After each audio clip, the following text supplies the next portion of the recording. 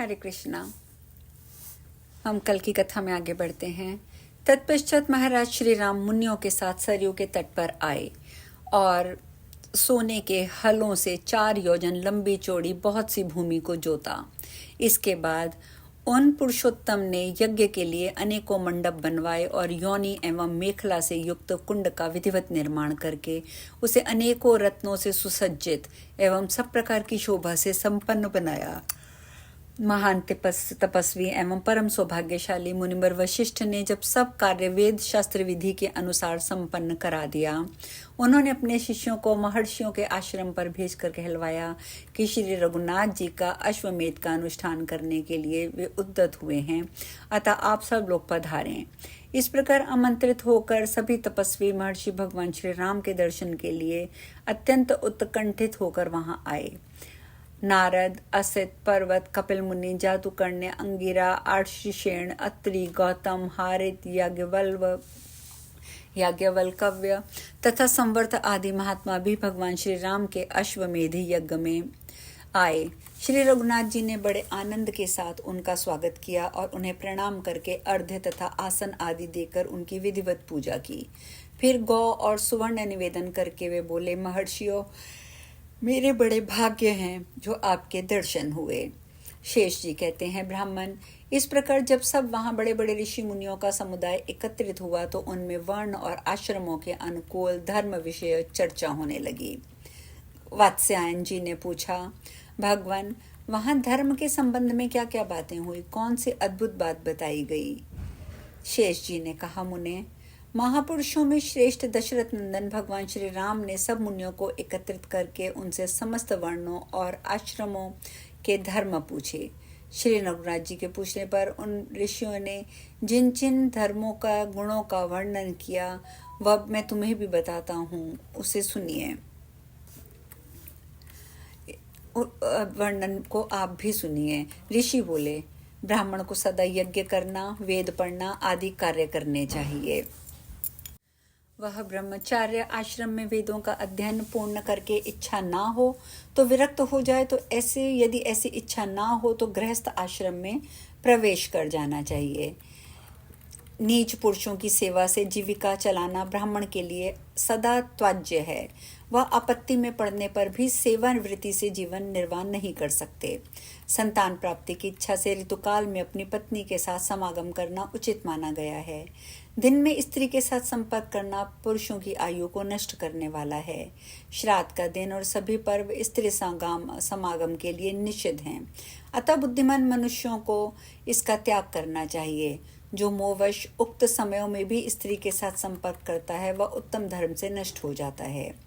जो पुरुष केवल ऋतुकाल में स्त्री के साथ समागम करता है वह अपनी पत्नी के अनुराग में रहता है, पराई स्त्री की और कुदृष्टि कभी नहीं डालता। वह उत्तम गृहस्थ को इस जगत में सदा ब्रह्मचारी ही समझना चाहिए। स्त्री के रजस्वला होने से लेकर 16 रात्रियां ऋतु कहलाती हैं। इससे पहली 4 रातें निंदित हैं, अतः उसमें स्त्री का स्पर्श नहीं करना चाहिए। शेष 12 रातों में जो सम संख्या वाली अर्थात 6ठी और 8वीं रात हो उसमें स्त्री समागम करने से पुत्र की उत्पत्ति होती है, तथा विषम संख्या वाली अर्थात 5वीं 7वीं आदि रात्रियों को के समय से संपर्क उत्पन्न करने से कन्या की उत्पत्ति होती है। जिस दिन चंद्रमा अपने लिए दूषित हो उस दिन को छोड़कर तथा मध्य तथा मूल नक्षत्र का भी परित्याग करके विशेषतः पुल्लिंग नाम वाले श्रवण आदि नक्षत्रों से शुद्ध भाव से पत्नी के साथ समागम करें। इसमें चारों पुरुषार्थों से साधक, शुद्ध एवं सदाचारी पुत्र का जन्म होता है।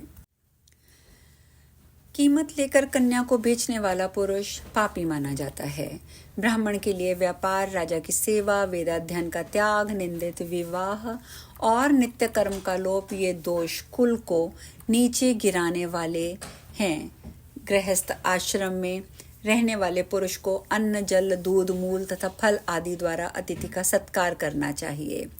आया हुआ अतिथि सत्कार ना पाकर जिसके घर से निराश लौट जाता है वह गृहस्थ जीवन भर के लिए कमाए हुए पुण्य से क्षण भर में वंचित हो जाता है। गृहस्थ को के लिए उचित है कि वह बलिश्रव्य देव कर्म के द्वारा ही देवताओं, पितरों, मनुष्यों को उसका भाग देकर शेष अन्न का भोजन करे, वही उसके लिए अमृत है। जो केवल अपना पेट भरने वाला है, जो केवल अपने लिए भोजन बनाता है और खाता है, वह पाप का भोजन करता है। तेल में षष्ठी, अष्टमी को तथा मांस में सदा ही पाप का वास होता है। चतुर्दशी को शौर कर्म और अमावस्या को स्त्री समागम का त्याग करना चाहिए। रजस्वला अवस्था में स्त्री से संपर्क दूर रखें। पत्नी के साथ भोजन करें। एक वस्त्र पहनकर और चटाई के आसन पर बैठकर भोजन करना निषिद्ध है। अपने में तेज की इच्छा रखने वाले श्रेष्ठ पुरुष को भोजन करती हुई स्त्री की ओर कभी नहीं देखना चाहिए। मुंह से आग को ना फूकें।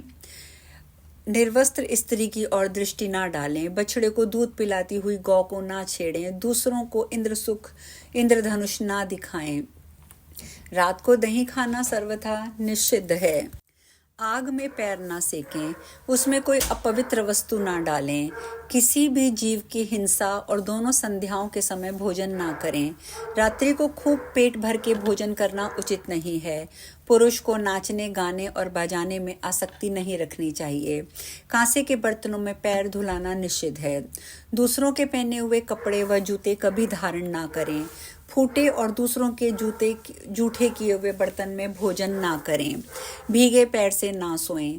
हाथ और मुंह के जूठे रहते हुए कहीं ना जाएं। सोते सोते ना खाएं, अर्थात लेटे लेटे ना खाएं। उच्चिष्ट अवस्था में मस्तक का स्पर्श ना करें। दूसरों के गुप्त भेद ना खोलें। इस प्रकार गृहस्थ धर्म का समय पूरा करके वानप्रस्थ आश्रम में प्रवेश करें। उस समय इच्छा हो तो वैराग्य पूर्वक स्त्री के साथ रहें, अथवा स्त्री को साथ ना रखकर उसे पुत्रों के अधीन सौंप दें। वानप्रस्थ धर्म का पूर्ण पालन करने के पश्चात विरक्त हो जाएं और अंत में संन्यास ले लें। वात्स्यायन जी, उस समय महर्षियों ने उपयुक्त प्रकार से अनेकों धर्मों का वर्णन किया और संपूर्ण जगत के महान हितैषी भगवान श्री राम ने उन सब बातों को बहुत ही ध्यान पूर्वक सुना।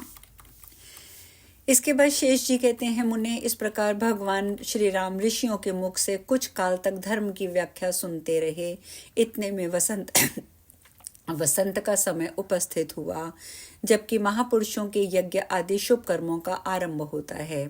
वह समय आया देखकर बुद्धिमान महर्षि वशिष्ठ ने संपूर्ण जगत के सम्राट श्री रामचंद्र जी से यथोचित वाणी में कहा, महाबाहु रघुनाथ जी, अब आपके लिए वह समय आ गया है जबकि आप यज्ञ के लिए निश्चित किए हुए अश्व की भली भांति पूजा करके उसे इस पृथ्वी भ्रमण के लिए छोड़ दें।